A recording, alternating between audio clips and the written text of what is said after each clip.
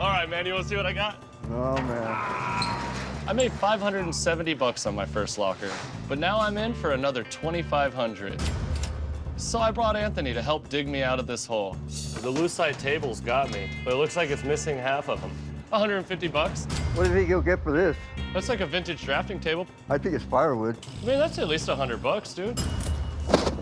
This sounds like cassette tapes. Ooh, look, it's a lot of cassettes. $50 worth of cassettes. Is this one of those adult toys right here? What is this? That's for hanging upside down to straighten out your back. You should save it. You might need it after all the work today. $50 for the inversion table. Why'd you buy this storage for? You don't like my negative viewer? What the hell's that for? It's probably for viewing negatives. That's what I'm looking at right now, negative. Probably worth at least $50. I'm trying to find the gold, but all I find is dust. Well, I'm good at buying dust. Like I always say, trust in dust. It's like something in the briefcase, let's see. So there's a vintage video camera, it's $50. So here's another vintage camera. What do we got? A nice vintage camera, it's another $50. Oh my God. Ooh, these VHSs are all sealed right here. Check this out. I think I at least got 400 in this box. Oh my God, I think it's gonna be more VHS. It's just based on the weight of the box.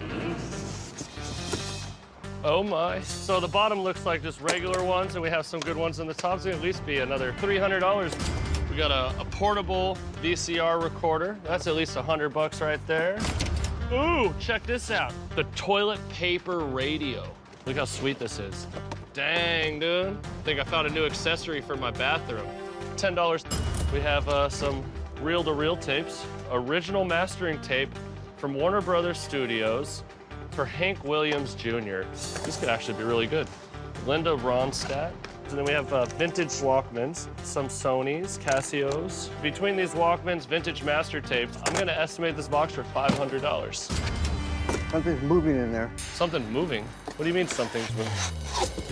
Oh, wow, dude. Look how cool this is. We got like some 1800s bullion navy patch and cool belt buckle. But what's in these, dude? Look at these. What is this? It's like a giant beer mug.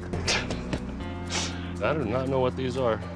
Number 65 RAL. Handmade leather, cool vintage navy pieces of some kind. I've never quite seen anything like these. Probably over 100 years old, so this is something I'm gonna put aside that I'll have to do some further research on.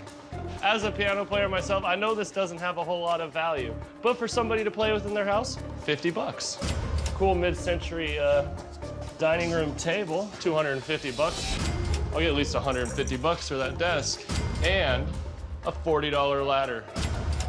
Well, there's nothing in this box but trash. At least I made my money back. I have that interesting antique military stuff to get checked out. Watching Renee go home with nothing, absolutely priceless. I think we're gonna get it. Anthony, load up the truck. We're getting out of here, man. I'm heading to see Bob Chat at Vintage Productions today. He'll solve the mystery of these pieces of history. Well, I brought some stuff to show you. Check these out. It's not really quite the normal Japanese or American items that I'm used to finding. What these are British turn of the century, like late 1800s, early 1900s, cordite containers. Wow. So they were used on some of the larger battleships. On the ship, when the battle would start, the guy down in the magazine would fill the propellant in here in a bag, run it up to the gunners. By the time the gunners had launched it into the gun, it's back down and he's loading it again. Could you imagine being in battle and having to do that, just running up and down, filling this? And... Well, I probably wouldn't do that good because I'd be out of shape too quick.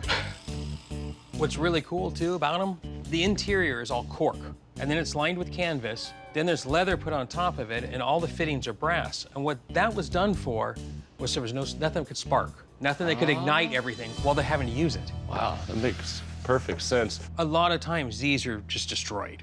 These are a couple of the nicer ones I've seen in a long time. The decal for the Royal Navy is still enough there that you can recognize exactly what it is. So these were taken care of. What's cool, number 56, that signifies what size charge would have been in here. What type of ship would these have been used on? One of the warships, a battleship, a destroyer, a dreadnought, one of those types. The small one, we'll go to the bottom on that one. So number 65, smaller size charge.